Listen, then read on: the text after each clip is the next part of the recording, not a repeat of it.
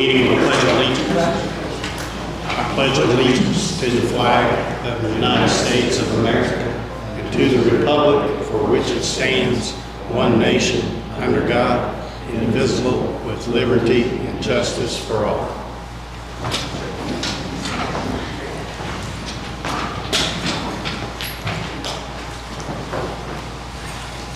First thing, Larry, we got our bids for County Line Road. You want to open those?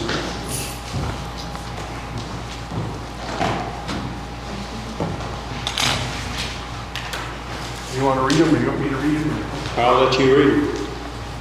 And I'll let you take them back there and go through them. Did you open it for me? Nope. Not allowed.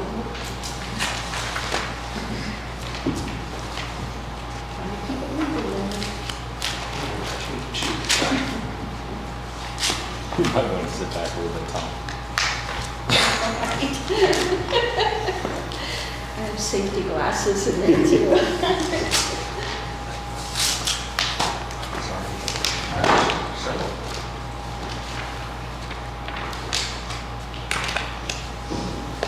Is this a full? I'm sorry. Yes. That's low water crossing on County Line Road.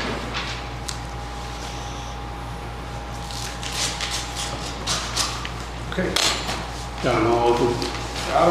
Thank you. I'll read them out. We gotta read them out. Yep. I'll do that from here. Is that all right? Yep.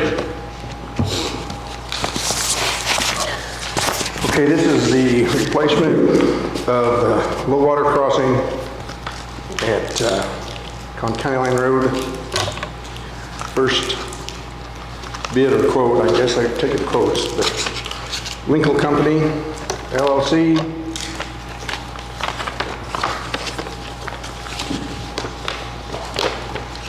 First quote is $215,000.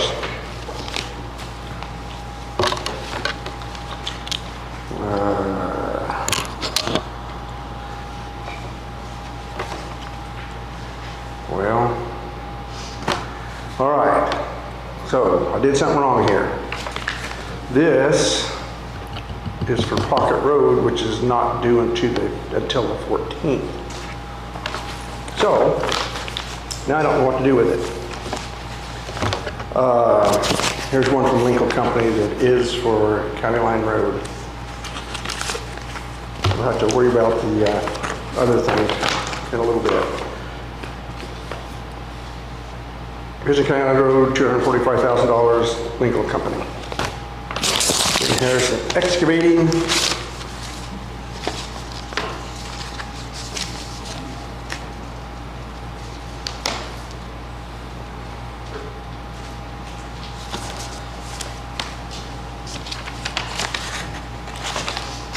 Total is $97,335. Mr. Smith, what was the excavating company? Ben Harrison? Ben Harrison? Yes. Thank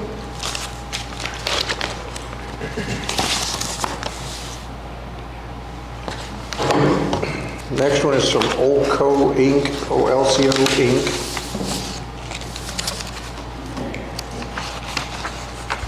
Total amount of bid is $79,894. The last bid is from Paul H. Rowe Company. And it's for $173,528. What was Olco there? I'm sorry? Olco? What was their bid? 79? Are they bidding on the same thing? Yeah.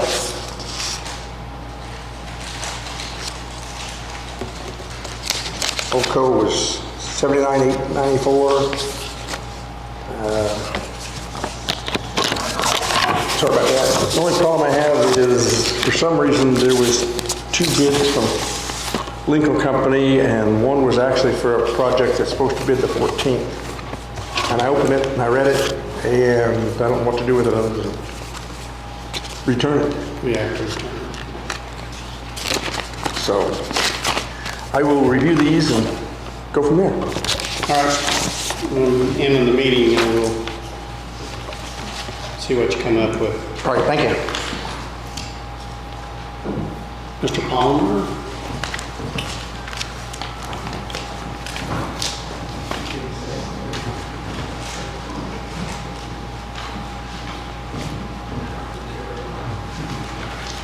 Good morning, gentlemen.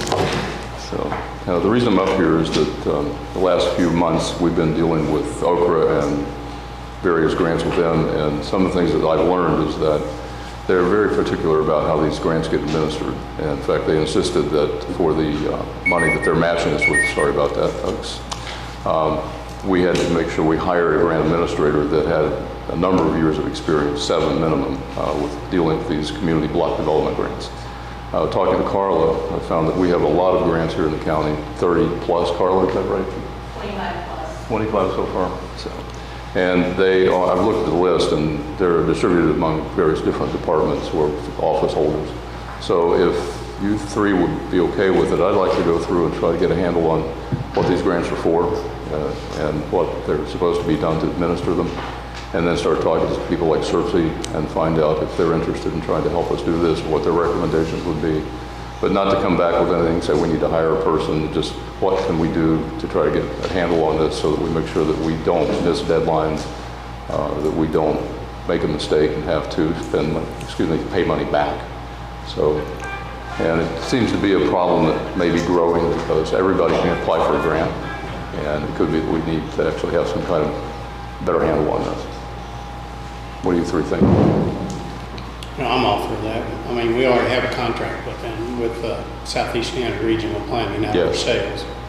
So, yeah, I mean, let's get with them and see what they do for Yeah, I'm going to- managing all the grants. I Yes. know they're grant writers, but we'd like to see what they would do for managing them. Yeah, and they've applied for a number of grants for us in the past and administered some of those as well. And in fact, I'm going to the board meeting as soon as this meeting's over, get down to Versailles, and I'll see Mary down there and talk to her a little bit more, because just discuss with her a little bit what she thinks that we ought to start thinking about and kind of lay the groundwork to try and make a decision whether we need to do anything, and if we need to do something, what the best course would be. Because again, I'm not necessarily saying we need to hire somebody. I'm big on farming things out. My company used to do that. If we needed expertise in something, rather than hiring somebody that we might lose after they got their expertise, it was better to hire somebody who already knew how to do this. In fact, just to give you an idea of the rules, this is the Uniform Administrative Requirements, Cost Principles, and Audit Requirements for Federal Awards. This thing is 180 pages long. And by the time somebody learns this, we might have made a mistake. So if you three agree, I'll go ahead and start investigating, see what we can do, and come back with recommendations. I'm good with it. I'm good. Okay, okay, great. Well, I'll go do that. Thanks. All right. Thanks, John.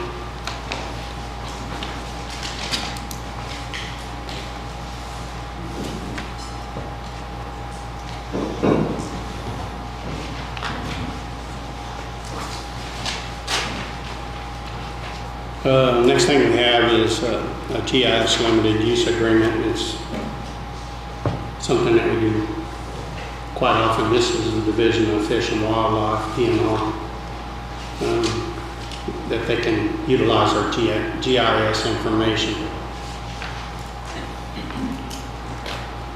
You guys have any questions? It's been signed by their research biologist.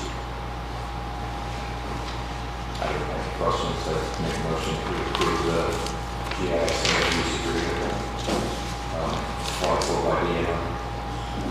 Before I second it, is that something we've done before?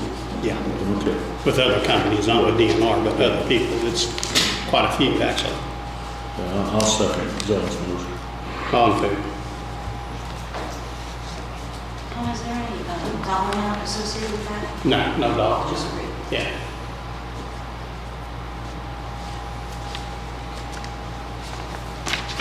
Limited use with a lot of exclusions as to what they're allowed to use it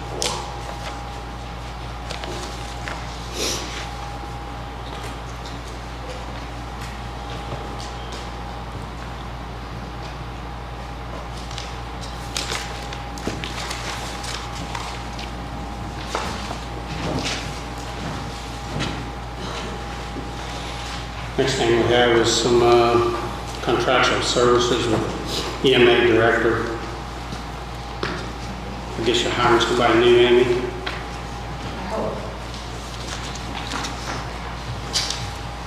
Good morning. So this is an agreement for contractual services for a Deputy EMA director. The funding was allocated last year, or at the budget hearings last year by council. We have $10,000 through the end of this year, and the person I've asked to fill this position is aware that it's not guaranteed that this funding will be available next year. But I'm looking for someone to assist with what would be traditional deputy director roles. I reached out to about a dozen people, had several that were interested until they heard the pay for it, but I finally managed to find a person, Bethany Luers. She currently does some emergency planning work for the health department, so she's got a background in public health and emergency planning. This morning I got a notice that there might be a requirement for her to fill out a form or to have workers' compensation insurance. I've spoken to Bethany, I believe she's on the call, and she has filled out the form. Grant put a new workers' compensation clause in the contract this morning. So she has filled out the form and is requesting an exemption from requiring workers' compensation, and she's going to be sending that up to the Department of Revenue today. Yeah, I talked with our insurance this morning. I thought I communicated that to you, Ray. I apologize. But, I think that exclusion is also going to require that she has underlying liability coverage that is going to be cost prohibitive for her to do. So, I mean, I believe that what we need to do, the only financial impact of the county would be on our workers' comp audit, the contract premium, contract payment would be additional salary paid on our contract. She's not going to be able to get the exclusion without the underlying liability that she would have to carry. So I think we just would pick that up and add it. But we would approve the contract pending approval. I mean, I would suggest that we approve the contract pending approval by council because of the financial impact. Okay, so she does not need to send that form? I don't think it's going to do any good to send that in with the cost of that form because they're going to decline it for the underlying liability. But would also be required. Brandon, did you pick up on that? Do you agree? She's going to have that part again. Yeah, she would have to have her own liability policy, which is going to be cost prohibitive to her for a $10,000 contract. So I've talked with our insurance, we would pick her up and we just add the cost of that to our workers' comp audit at the end of the year. Okay.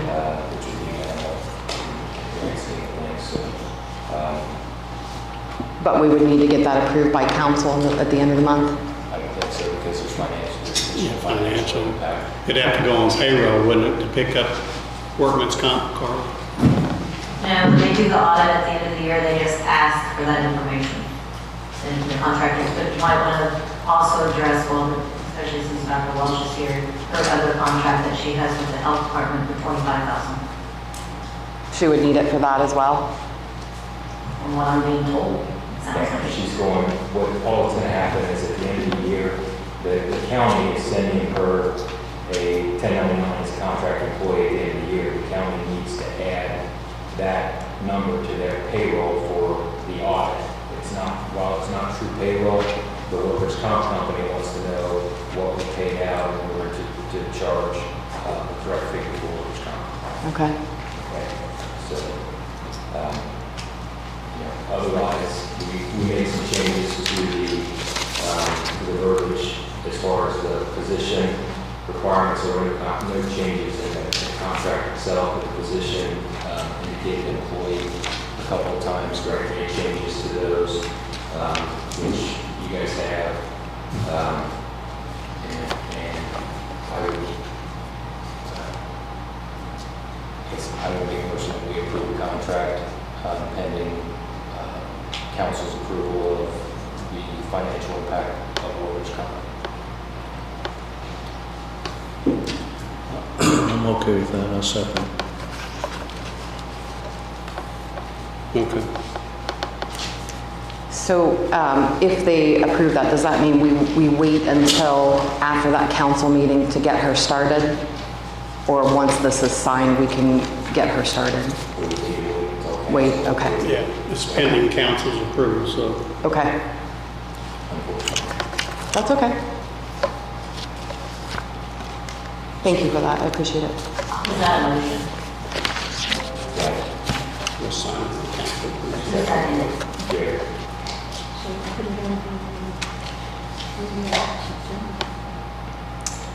Does she need to sign the updated contract since she signed the original one?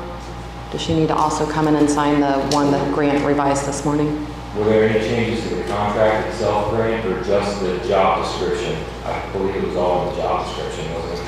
The contract, I added the certification that she either had workers' comp insurance or was exempt from it. So that would be the only change in the contract. I would go ahead and eliminate that verbiage because I don't see how we can require that. Is what I would say after conversation with our insurance. Okay. I would eliminate that and I'll have her go ahead and sign the contract and then we can reapprove it after council approves. Okay. After council approves it. Okay.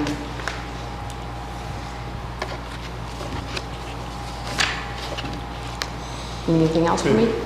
Nope. Okay, thank you.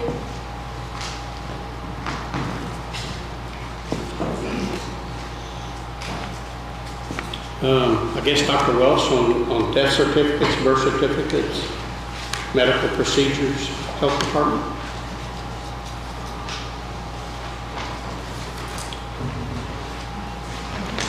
That was merely updating the cost when someone comes through and request that. That was passed by the health board pending your folks' approval.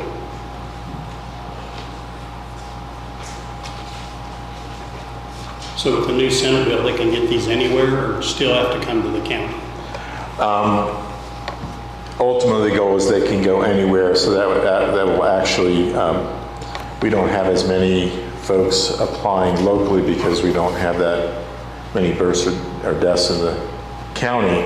But then once that gets up and running, and there's some process things at the state level, but then people should ultimately be able to go to any county health department to get that information. And then of course in 2 years that the numbers will go up in the county anyway, as per the news release from Margaret Mary Health about their plans moving forward. So these fees are about common statewide? I'm sorry? These fees are kind of common statewide? Yes, yes. Guys have questions for Dr. Welsh? I'll make a motion, these have to be advertised, right, Grant? The fees? Yeah, have to be advertised and in 30 days they'll be taking effect. Yes. Okay, I'll make a motion, we advertise these fees for approval. I'll second. All in favor? Thanks, Dr. Welsh. Thank you.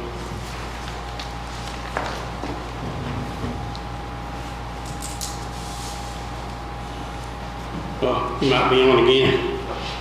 Immunizations and vaccines for the children, COVID-19. Dr. Welsh?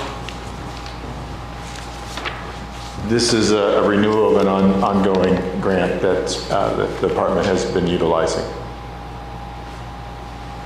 Oh, this is a grant. Yes. It's already been applied for.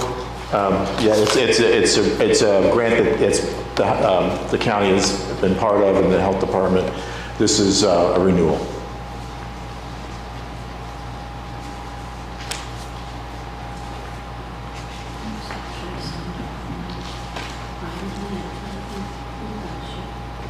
Okay.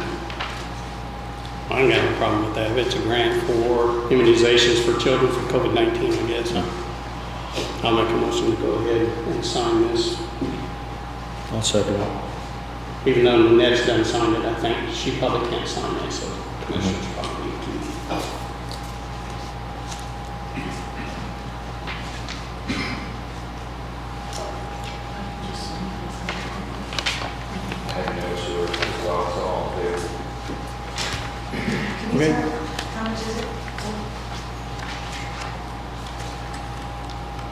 Give me a second.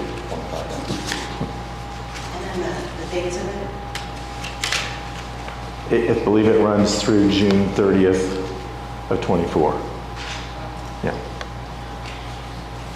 Does it start like the 1st of July? Yes. It's $27,531. 15 cents. Thank you. Okay, thanks, Dr. Wells. Welcome. I'll just stand here. No. So that's his too. So you put this in So we need a resolution number. Yeah, I think it's 13. 13, Carla? Resolution? 23. Close, huh? Okay, I think we did pass this already, but we didn't have the resolutions. I'll read it real quick. It says, whereas the Board of Commissioners of the County of Franklin, Indiana, executive body authorized by law to adopt ordinances and resolutions for the administration of Franklin County government. Whereas the Indiana legislature has passed Senate and Road Act 4, 2023, the House and Road Act 10001, 2022, to ensure every Hoosier has access to core public health services that allow them to achieve their optimal health and well-being. Whereas the Board of Commissioners for Franklin County, Indiana, the importance of public health to support a healthier community and create a better quality of life for its residents. Now be therefore determined, established, and resolved by the Board of Commissioners of the County of Franklin, Indiana as follows. The Board of Commissioners in the County of Franklin, Indiana supports initiative that sustain and maintain core public health services at the county level with local input and flexibility to meet the needs of the community. The Board of Commissioners of the County of Franklin, Indiana commits the county's right to self-direct and acknowledges that by opting in and accepting these funds, it retains authority and control of the county health department otherwise afforded under the state law or code pursuant to Indiana Code 16-20-1-12. Motion that we approve resolution number 2023-23.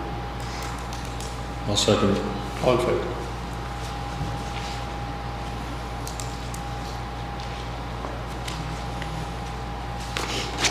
First round for you guys to sign it or not. I sincerely thank you commissioners for that action.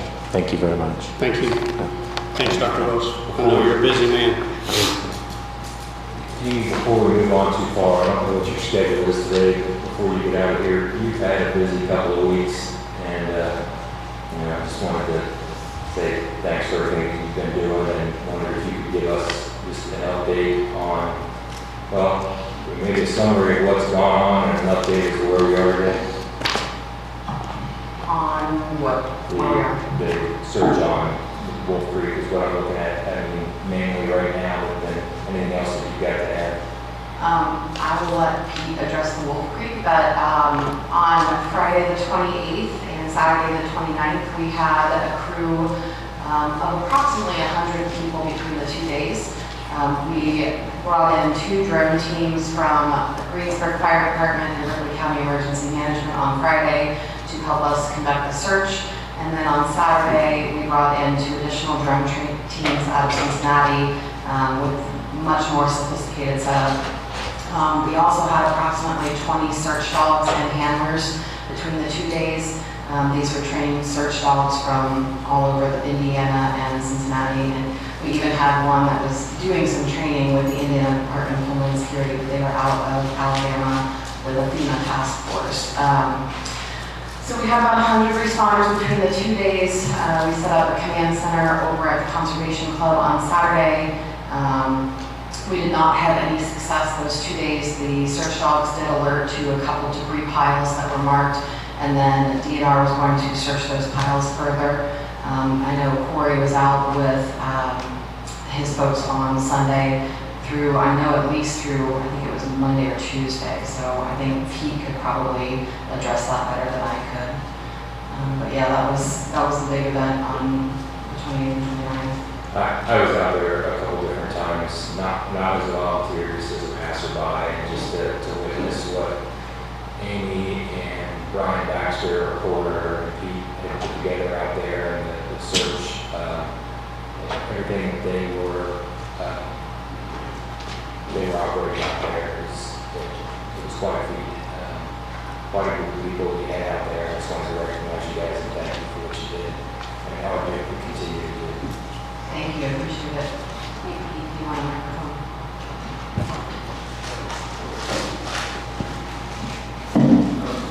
The investigation is ongoing still. Something has not been located yet. I talked to Brandon Schultz, he's lieutenant with the Indiana Conservation officers yesterday. They're still being very vigilant, still going back, still tracking, still investigating up on the Wolf Creek area and on the Whitewater River. They've been diligent in that. They're still continuing the search, but they have not located Miss Pennington yet. Sergeant Corey Norod, who lives here in Franklin County, he was instrumental in the initial onset, and he did call in units from the conservation officers through southeastern Indiana to help investigate. It's still ongoing.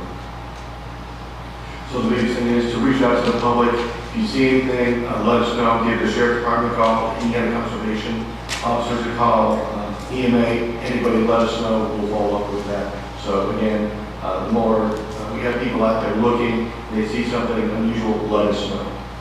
There are a lot of people involved in that, and I mentioned a few names. I don't think we'll leave anybody out. I just wanted to thank you guys for everything you did.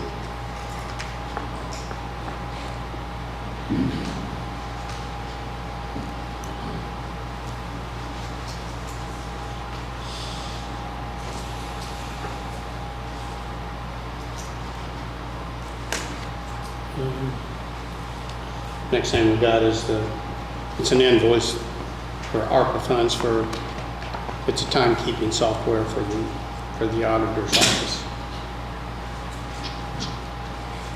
That's a total of $40,000, $35,000 for and $5,000 for training. So This is part of the previously approved. yeah. We'll just approve the invoice payment. I think motion we pay the invoice presented by law for the timekeeping software and training. I'll second. All in favor?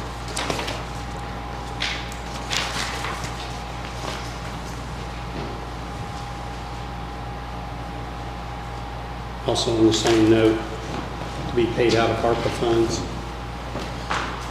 It's for DLZ, who are engineers on the new handicap entrances and parking lot. If y'all haven't seen it, it's really nice. Go out and take a look. I believe it's for $3,207 and $3,180 and $1,590. So I'll make a motion, we pay our engineers for their design work on the handicap. It's out of ARPA. It's been previously approved. I'll second the motion. All in favor? Next on their agenda is Franklin County stormwater specifications.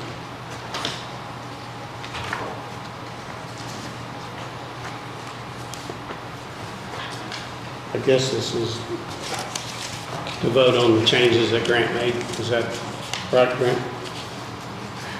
Yes, there's the two documents. One's the specification, and one is referring the changes to the zoning ordinance to the agency to incorporate those specifications. Someone pointed out to me there's problems on the way the diagrams are laid out in the back of it, in the back of the actual document itself.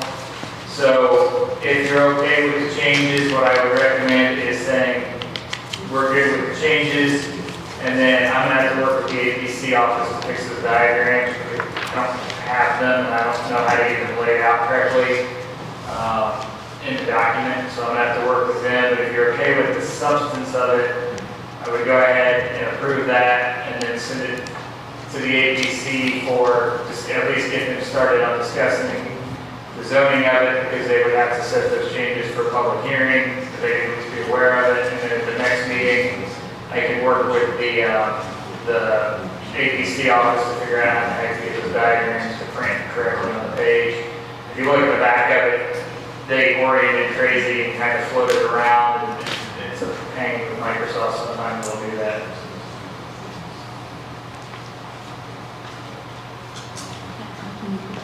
But it would be useful to figure out where, as far as the language, so that we at least know what direction you're headed on the language, and then can finish buttoning up everything else. John, I didn't put the zoning part in there, sorry. I didn't know it was going to that.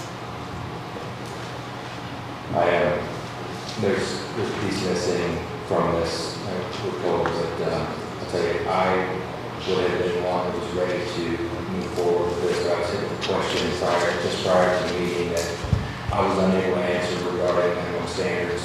And so I think it's only fair that I do a little bit more research myself. And I apologize to anybody that has been put off by this to this point in time. I think we need a little bit of research before I can fairly say that we need to move forward with this. I agree. We need to add that language to the document as well and be ready to move forward with it. If you go that route, do you want me to go ahead and get the figures straightened out? Or do you want to make sure you have a final document before we try and get the figures all squared away? Myself personally, I like to have it all straightened out first. Yeah, and let's get it done first and we can approve it if you can do that. And then as far as the zoning piece, does ours have to be approved first, or if they meet before our next meeting, can they do their piece first and then come back to us, or no? They can discuss it. I mean, they're going to have to be comfortable with the content of the ordinance. At the same time, at the back end of it, you can override what they do anyway. So potentially you could send it to them, at least for discussion. Somebody needs to work on helping tweak that. I put that together initially, but APC ultimately is the one that has to deal with it on a day-to-day basis. But you could potentially send that to them as a draft, and they can start working on it. I certainly would not have you guys make a final adoption of that or final approval of that until after the ordinance itself is done. So I don't want to have a zoning ordinance change that's actually adopted that references a standard that's not locked, because then you're going to have a gap and nobody will know exactly what they're supposed to follow until that ordinance is fine, until the ordinance itself, the plan is adopted. So they could actually make changes or want amendments to what we send them. Yeah, and then they send it back. Yeah, the key thing on that to me is you're setting the standards and you're setting the procedure for reviewing a drainage project. And then what needs done is bringing that into the main zoning ordinance so that everybody says on this type of project, this needs to go to the drainage board to follow the standards. This type of project, it doesn't need to go to the drainage board to follow those standards. If it's, single family residence, that's not in this. If it's the subdivision, if it's commercial, or there's one other classification escaping me. But if it's one of those projects, they need to incorporate in the draining ordinance this procedure to go to the drainage board that you guys are setting up now. So that's why we need to make sure that that procedure is adopted before the final adoption of the zoning ordinance. But I don't see any reason that those can't start going on in parallel. Caitlin, do you anticipate any changes? Have you read the document? I have read the documents, and I see some fundamental issues with a couple of different things. When I passed that on to Grant already, I just received it last night, so I didn't have a whole lot of time to share with a lot of people those opinions. So, as myself being a member of the drainage board as well, I'd like to potentially be able to have some input on some of this, and also I'm a member of the APC too. So there were some things that I saw that was basically pointing towards the zoning code, and then the zoning code points back to the proposed ordinance for drainage. And if the ordinance is adopted and those two things don't line up, there'll be issues with that. If one's adopted before the other, you don't work out all these details ahead of time. So that's my concerns, adopting the ordinance, stating something towards code that's not really hammered out yet. So, am I correct in that, saying that? Yeah, my question is, does it make sense to just have a workshop to deal with this initially with you there and the ABC there? Because I keep getting, and this is not an attack you Rob anyway, I've gotten this on multiple fronts. Well, I hadn't seen that, and I'm like, I sent that, but I don't know who it got redistributed to, and I don't know that everybody's on the same page. And I'm wondering if it makes sense just to have some sort of a workshop with everybody there to talk it out. I think it would have to be public, but it could be one of those where it's just a discussion to get everybody on the same page and not taking comment at that meeting, because comment would come at the public hearing stage. But of course, it's up to you folks. I mean, the last review that I did was pretty comprehensive in that email that I shared with you. Those were my main points. It's not a lot. I know, I just think I think it's a good thing to discuss ahead of time before it goes to a vote. That's just my. Right. I think you're not the only one that I've gotten questions and comments from where I'm like, I haven't seen that. And I'm like, I said about such and such a date, and I don't know where we're having confusion, but I just want to make sure everybody knows what's happening. I agree. I think the workshop would be a great idea if not, or making any changes to the document, just to understand. I mean, I'm new to the process. I want to understand what's going on each side of this. And so I think it'd be good to schedule that and sit down, for even if it's just a couple hours, an hour or two one afternoon to talk through this. I think good communication ahead of time definitely will help this process roll through a lot better from the commissioners to the APC and then back to the commissioners if we have a little bit of forward thinking on how to work through it. Correct. That's just my opinion. Correct.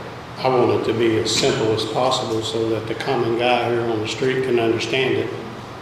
If he comes in here and gets a 100-page booklet, he's going to say, oh, heck, am I going to have to hire somebody to even read this for me? I think we need to work for the public. We're here to work for them. I think we need to keep it as simple as possible. Jerry, what do you think? Well, I'm going to just say what I had some thoughts on. Once we've been hearing that, for some time that sometimes people are treated differently, and for whatever reason, I don't think, sometimes it's happened because someone was in the office previously and they were required to do one thing, and then the new department heads were doing their job, trying to convey what they had to do, and it was a different scenario. So it's not, I'm not saying that one person in the office treated two people differently. I'm just saying that it sometimes worked out that they weren't treated equally. And then in regard to all the volume of the materials in the back and the specs and all that, I don't know that we need all that. I mean, I know you have to have some guidelines, but like our local electric companies and water companies that mandate their own types of material that they are required to use. And certified engineers should be able to specify the types of materials required for commercial use, such as subdivisions. And so the technical review committee has also been formed so additional experts consult with a representative of affected government agencies are able to provide a complete, thorough, and responsive review. Then the other thing is, the main thing is we want to make sure there's no more runoff after construction than there was before. And how are we going to arrive at this? the simplest way possible, I guess is that's where I'm at, so, I think that's actually state law. yeah. We've had, obviously we've had discussions with the same people, the same comments and verbiage come up. Some of the standards as I talk to them, I'm dealing with a situation right now where, someone that was installing septic systems 20 years ago put in substandard boxes. Okay. I don't know if that's in there yet. I gotta look at that. Okay. For septic there's, yeah. So, but, we've got these checks and balances in place, and we put these checks and balances in place in order to help to avoid situations like that. We actually have boxes that I've seen a couple boxes that are crumbling far faster than they should be.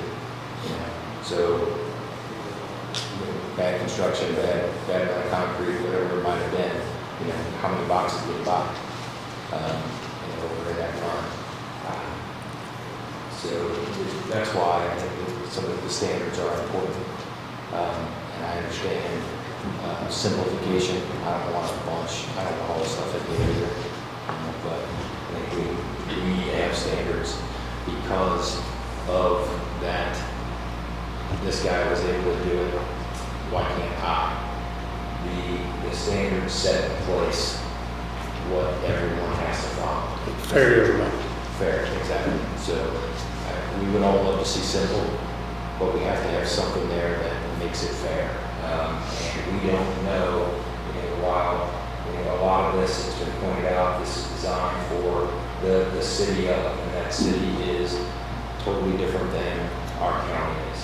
But there are a lot of things that are going to come up in the future of this county that this addresses. And I think, for that reason, we adopt and, set these standards in place. So I want it to be as simple as possible, but I also think that we need to make sure that we're looking ahead and making sure that we're setting up something that is fair for everybody and creates a level playing field for developers, builders, that have to adhere to the standards. All right. So we'll reschedule it sometime for to be back on the agenda. Next thing we have the county treasurer's monthly report. So I will make a motion that we acknowledge we accepted the treasurer's report. Jolene, are you here? You're not on Zoom? Yeah, I'm here. Can you give us an update on the rates and the interest that you've accumulated so far this year for the county? It looks like we're running, where'd it go? Interest. We're getting 4% on our general operating account starting in August. And from January 1st to July 31st, we've made a total of $568,097.56 in interest. That's a boost in the arm for the county. Yeah. Can we use that for some bridge work, Carl? Can we use that for some bridge work? Thanks, Jolene. You're welcome.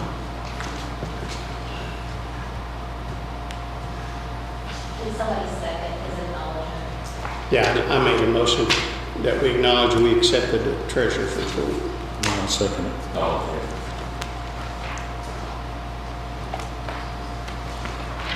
We have minutes here for executive meeting July 26th and executive meeting July 26th. There were two meetings the same day.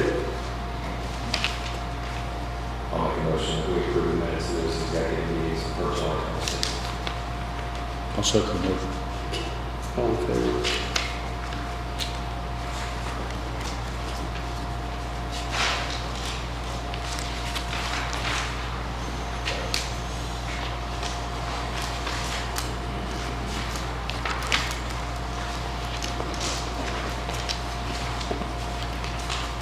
And then we have our regular Commissioners meeting minutes from July the 26th.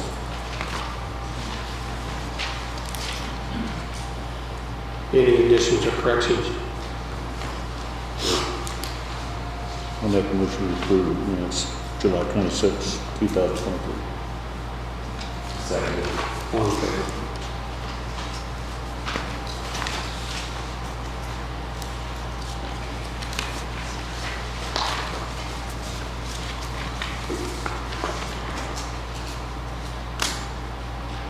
Next, we have claims, payroll, and payroll deductions.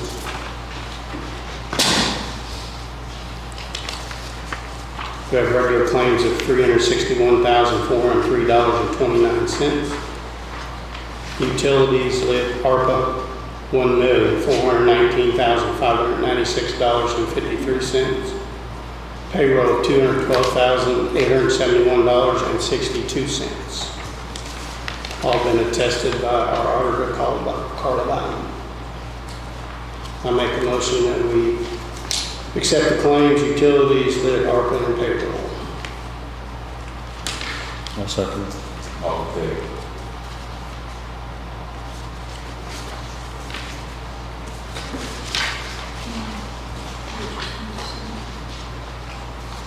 All of us are received.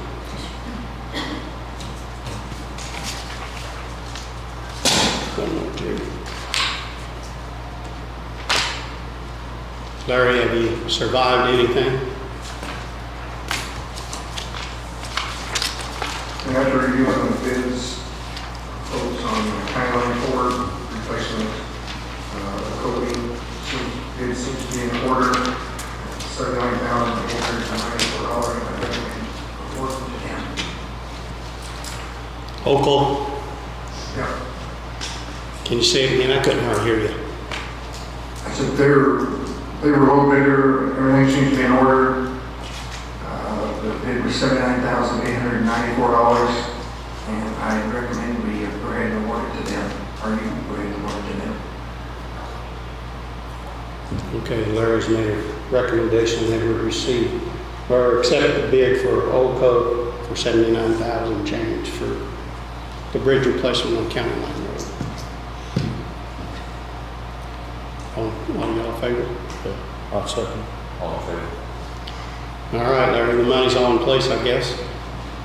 Okay, I think so. It's a little bit more than what I had originally planned, but I think we're all right. I have a couple of other things, if I can discuss them.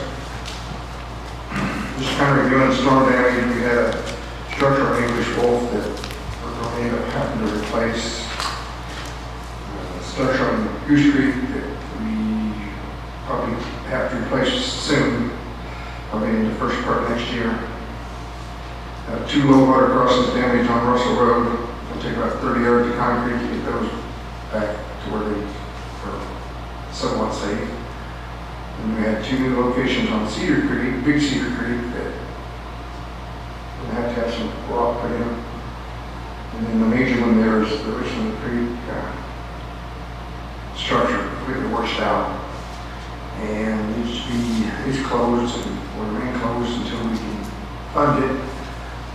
But on that, if you look in the Cume Bridge Fund, we have some money in there. If I can pick it.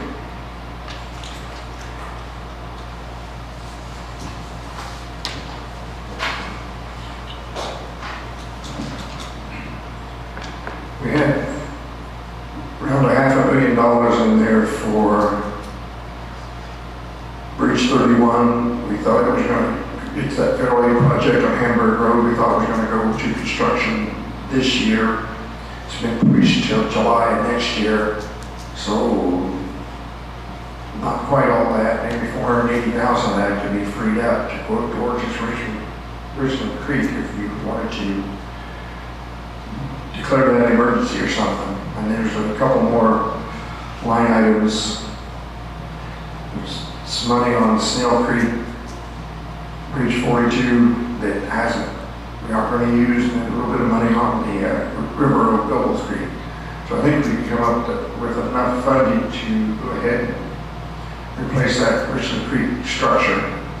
But it'd have to be declared emergency, and then council would probably still have to approve it, because it's not gonna line items yet. If you guys want to try to accomplish that.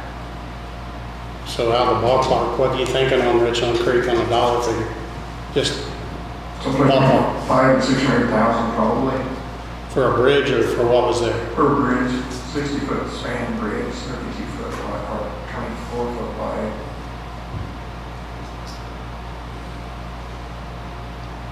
Is that you, John? Is that your district or Jerry's? It's mine. You want to think about it? Take a look. You just keep it closed for now? Yeah, just see what the priorities. I mean, it needs done, but I guess I'd like to say, they do have access both ways out of there, so maybe just talk it over a little before we say yes. I'd like to see it fixed. But What other priorities you got on low water crossings there? Or the low water crossings, I sent a copy of the information to the commissioners. I don't have a copy in front of me right now. But, there's one on Goose Creek, I know I had included in there as far as replacing that 5 or 6 of them or smaller structures.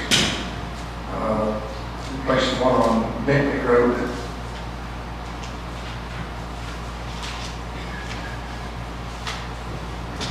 I don't know, I have to look at which ones I actually listed with that. And that's work that if the council can find the $500,000, it'd be something that would go into next year's budget.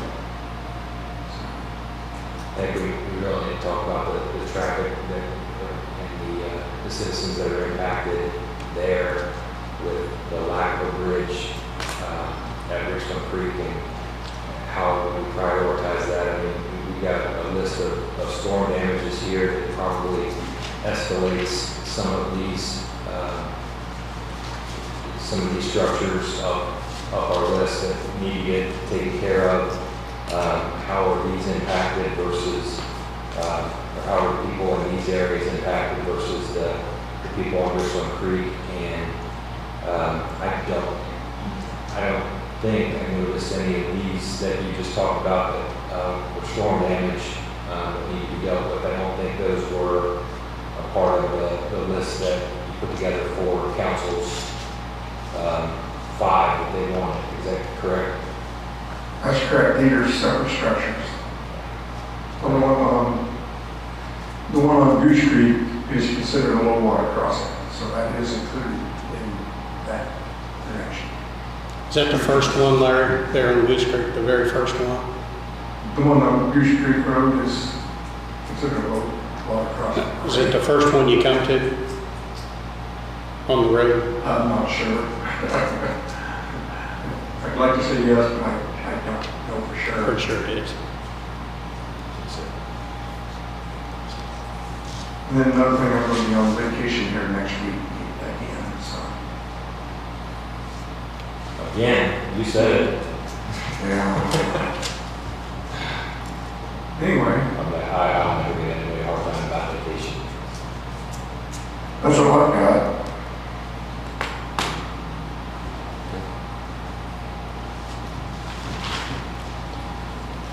Okay. Can you compile some, let's get those storm damages done. Okay. Do you need to declare that an emergency now? On Or not Richland Creek? everything except for Richland Creek, But the others that you mentioned?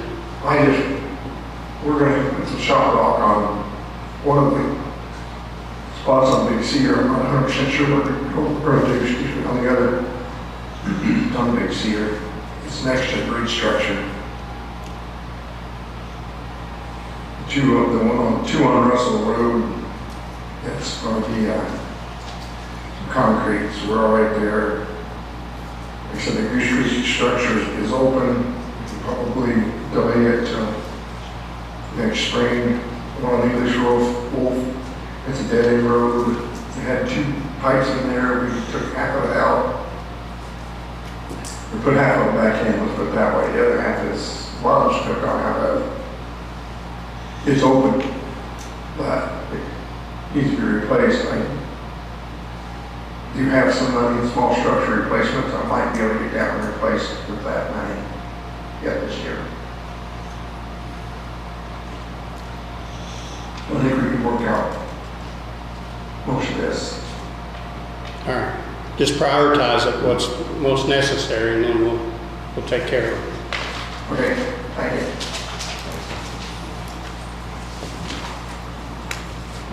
Commissioners, when you get that estimate for the storm damages, would you mind sharing that with me so I can let IDHS know what our costs were for that storm? Sure. Thank you. You got her email stuff, Larry? Amy's? Amy, is there a potential for any, depending on that dollar amount that we took and the total impact on the county from that storm, if that reaches a certain threshold, is there any state funding available to us for that? That's a complicated answer. Give me the yes answer.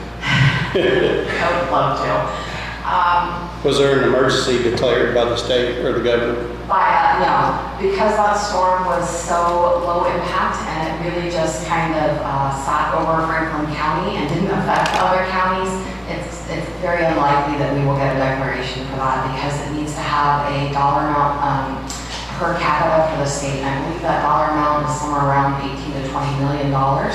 So obviously we didn't have that much of an impact. There is something called the State Disaster Relief Fund that legislatively is required to be funded every year, but generally is not. I believe that the IDHS was working on trying to get funding for that, but I reached out to them in 2021 when we had those 5 flash floods in 6 weekends, and they were not able to fund us out of that because there just wasn't any money. So I will let them know what the damages were, but they're probably going to say, sorry, it just wasn't enough to meet our threshold. It's possible, but unlikely, that they could tag it in with a tornado or potential tornado that hit Paoli. I guess it was a couple days ago, but even with that, there wasn't significant damage, so I don't think between the two of us that we'll hit that threshold. I wish I had a better answer, but I still want to let them know what we've spent because they need to know that we're having these repetitive losses so that they can see why we're always asking for money and that we need to do something about our waterways. If you'll recall back to that meeting we had in, I think it was August of 2021, we brought the state officials and the federal officials in to say, what can we do about these waterways? And their answer was pretty much, there's not a whole lot we can do other than, for the most part, let nature take its course. We can apply for permits to fix certain things if we want, but there was no great solution at that time. So one of the projects I'd like to work on in the future is a grant to start a regional Whitewater River Valley long-term committee that can work on these flooding issues. They have a very similar team up near the Fort Wayne area that's working on major flooding issues up there. They've been together for 20 years and they're just now starting to get some change going. So there's no easy solution, there's no cheap solution. We've got to think long-term to fix our problems and a lot of money. The state's setting on about $3 billion surplus on that. Yeah, I know. Yeah. Anything else? One other thing. Currently got some money in the old State Road 1 money that's earmarked for doing some type of stabilization, bank stabilization along Johnson Fork Creek. I've become aware of some possible money that we can get from the NRCS to possibly stabilize that. They don't know for sure, but they think it may be. So it could be 75-25 money that would sure supplement what we got. You can spend $1 million down there in just a little bit of time. But to do that, we have to request federal assistance with the Flood Control Act. And I have a letter put together here that the board would have to, okay. All it basically says is that we request the assistance. Doesn't say it's basically for damages sustained by a major rainfall event. I went back to 2021 rainfall that first caused that problem. Basically, we just have to apply and then wait and see. I have contacted those I met out there with two representatives of the NRCS to discuss what I'd like to do there. I applied, or I sent that letter to them, I believe the same project, I think 2 years ago, and did not hear back on, what I recall, on any funding for that. So I had Linkel sign up a couple years ago requesting assistance from them, and I don't think it went anywhere. So they may have that letter still on file. I don't know if it expired or anything, but they should have something on file that's already. Well, let's send it and ask, Larry. I'm sorry. If you got another letter already ready, let's send it. Okay, it's going to have the your signature on it if we send it out. So I guess should you guys approve that in a meeting? You guys all right with that, to send or request that money? Yeah, I make a motion, we request money for that emergency repairs. And just to follow and make sure I'm following, so would this be utilizing money that's currently tagged for State Road 1 and transferring that in addition to this? The old State Road 1? We'd be utilizing our local share, at least, hopefully not all of it, probably all of it, to supplement 25% of the cost of what it's going to cost to repair that down there. I think we did a good quality repair, taking what's called pin retaining, or pin sheet pile retaining wall. I know they've done this down at Dearborn County, and Jefferson County just recently got great for that. So. We have a lot of money that was tagged for use at Old State Road 1 that we utilized elsewhere as a county, and I think that we've got some storm damage on Old State Road 1 from things that the state did and left as our responsibility for the future. We've got a slide out there now as well. And some work that needs to be done there. If we take this money from there, which was tagged for there, I'm It'll concerned. never get done. Yeah, I'm concerned we never get that done. Yeah, I'm okay with All right. trying to keep that money for Fort State Road 1. I think we can find our match money somewhere else and keep that for that project, in my opinion. You still got to pay it too. Right. So we have a motion for Larry to send a letter for emergency repairs. For, You need a motion? it's for our commitment would be 25% of the total. And the rest is federal aid. That's for bank stabilization, right? Yeah. That's what we're talking about.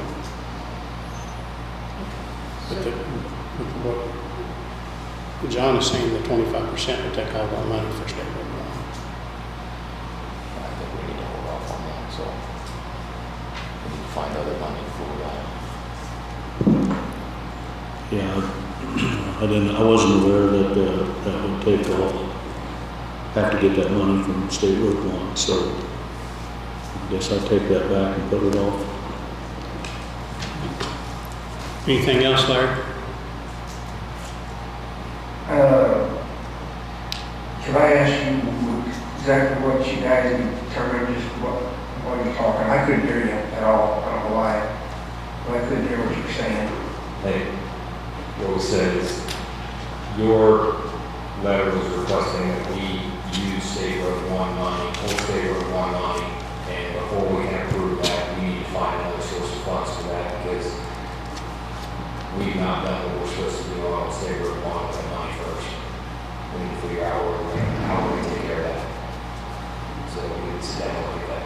So you're saying that money that's already been appropriated for doing Johnson Park, you're saying you don't want to spend it on Johnson Park, you want to set on it to try to do something on State Road 1? That's what you're saying basically? Yeah, Larry, it's my mistake. I didn't know that it took all of State Road 1 money to do that, 25%. So we've put off State Road 1 improvements more than once since we got that money, and I think we should probably just finish State Road 1 that we were.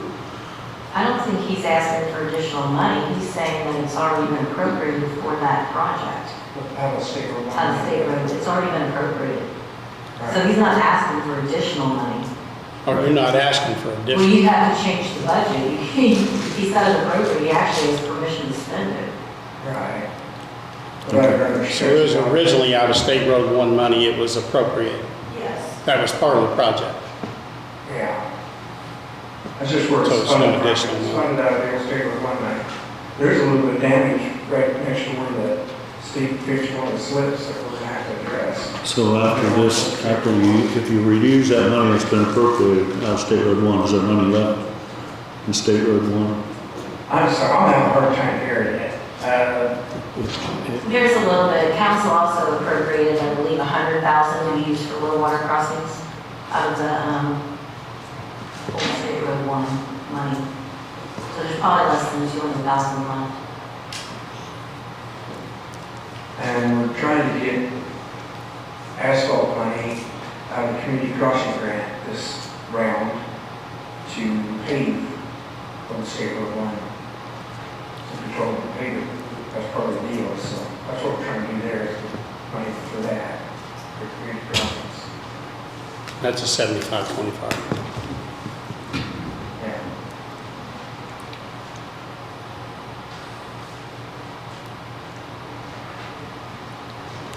The money's previously appropriated. I wasn't part of that. So if you guys want to pass that, I understand. Well, my question is there money left after that in State Road 1 to fix what they have to fix? Larry didn't understand my question. Carl says about 200,000. I can give you a report that shows what's left after what has already been appropriated for this year. So I make a motion to approve what's already been appropriated for that 2575. The Johnson's Fork.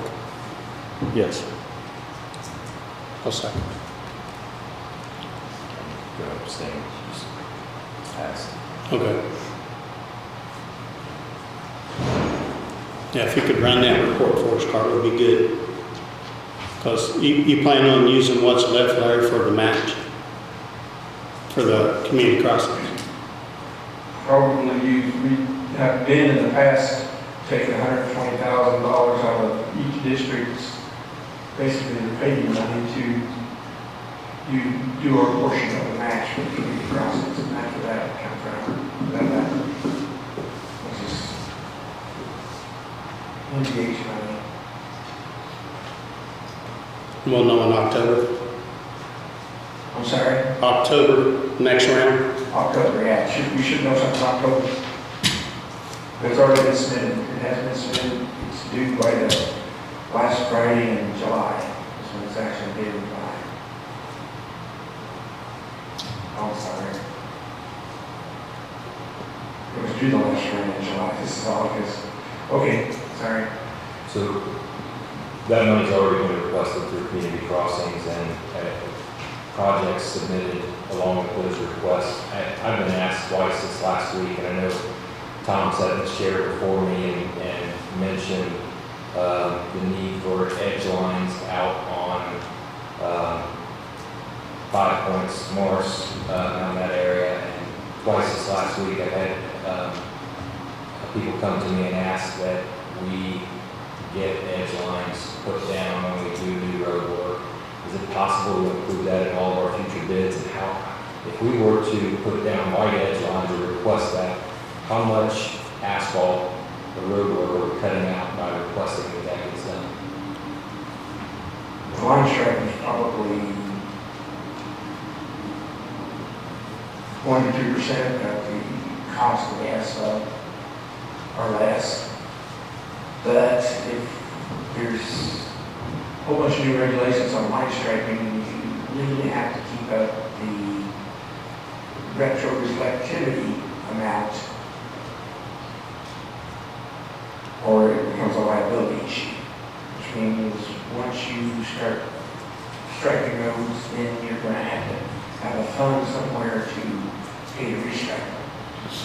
How often? It costs us additional money down the road. Now, if you put it in thermoplastic, it might last 5 or 6 years. Versus paint will last about a year. But we are opening up the need for additional funds and more line stripes to be used. Currently, the only road I know we have line striping on is the causeway. We did it when we did the community crossing grant, I included it. Because it's a big one road, pretty high speed.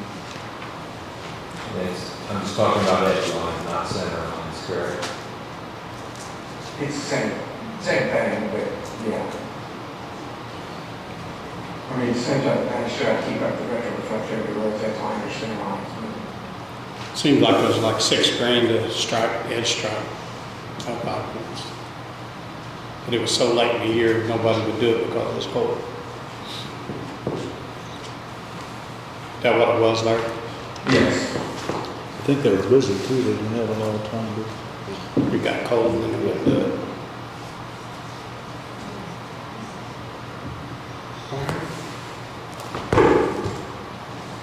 Anything else? Did you guys officially approve signing this then? I did hear a motion to, but I didn't know if it I was. think we did that. Jerry made a motion. Not the letter. Chair made a motion, but I didn't get the other two. I second it, John abstained. Okay. Got Okay. it. All right, thank you. All right, next I'll make a motion for adjourn. I have one order of business I'd like to bring up back up.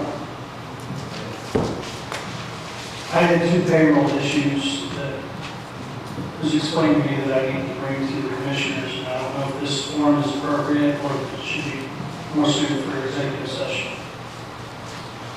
I tried to get on the agenda, but it didn't make the agenda. So I'm just asking now what you would like to do. You guys want to hear it? We need to hear it at some point. I Yeah. don't Not today? know if we need to look into it any deeper than the information we have and then hear the executive, or if we hear we should hear it. Don't matter to me. I don't know if that's, does that have cause for an executive session, a payroll issue?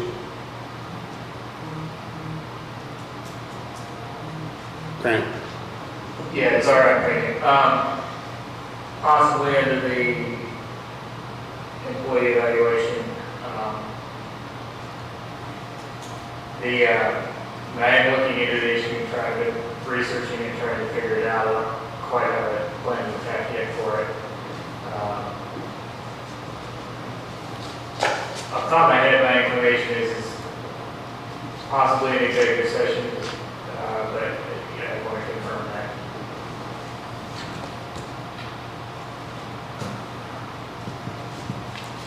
And determine it?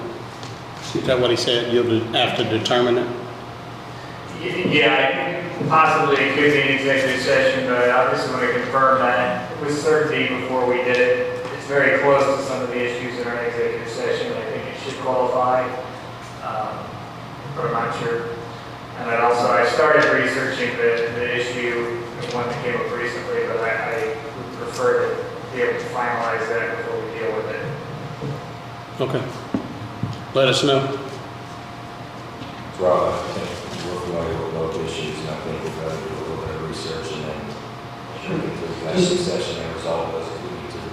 Yeah, let me know either way if you want to go executive session. If it doesn't go that way, then I'd like to request for it to be on the agenda at the next meeting if you feel like that's the appropriate place to do this. Oh, Grant will let us know. Thank you.